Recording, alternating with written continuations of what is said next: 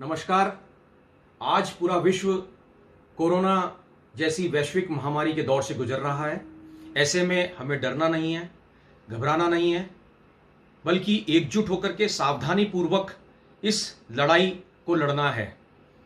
राज्य में मुख्यमंत्री अशोक गहलोत जी और उप मुख्यमंत्री सचिन पायलट जी इस कोरोना के बचाव के लिए जिस प्रकार का कुशल प्रबंधन कर रहे हैं, उसकी सराहना केंद्र सरकार ही नहीं पूरा विश्व कर रहा है।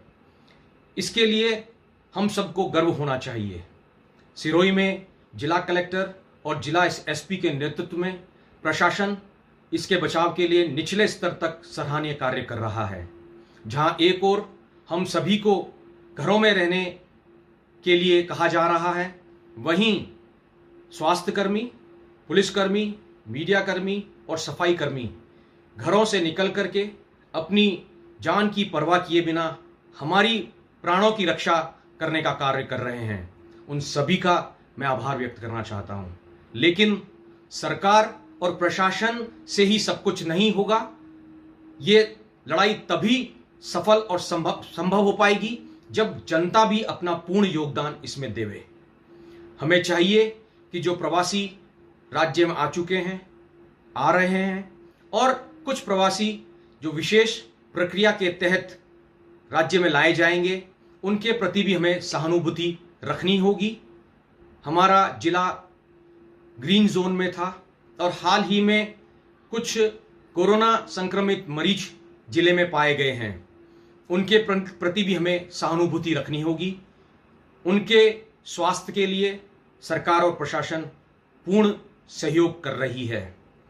हमें चाहिए कि हम सब मिलकर के इस कोरोना संक्रमण का सामना करें, और जनता अगर सावधानी बरतेगी, हम सब लोग अगर सावधानी बरतेंगे तो निश्चित रूप से हम सफल भी होंगे।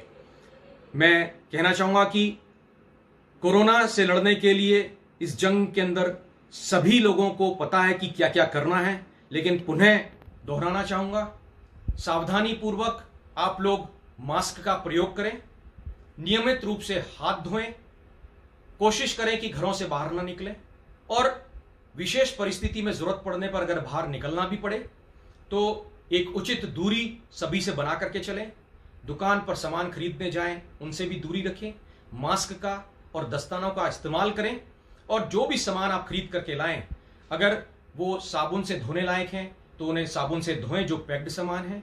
सब्जियों और फलों को हो सके तो आप लोग जो है उसको पानी में भिगो करके रखें, उसके अंदर चुटकी भर नमक, चुटकी भर मीठा सोडा डाल करके रखें।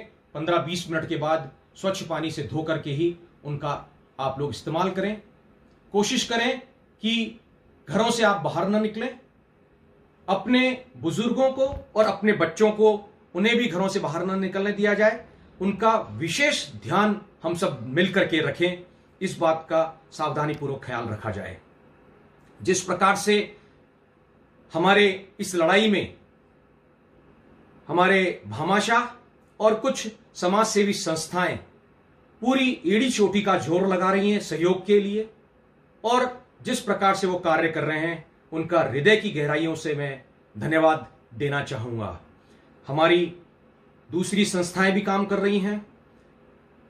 हमारे राज्य के और विशेष रूप से हमारे जिले के श्रमिकों के लिए जो नरेगा कार्य राज्य सरकार ने शुरू किए हैं, उनके लिए भी विशेष ध्यान रखा जा रहा है। उनके पेयजल की व्यवस्था भी जो है सुनिश्चित की जा रही है। राज्य में किसी प्रकार की आने वाले गर्मी के समय में पेयजल की समस्या ना हो, उस पर भी ध्यान दिया जा रहा है, और सरकार को मेरी ओर से भी इस बाबत अवगत कराया गया है, प्रशासन को भी अवगत कराया गया है।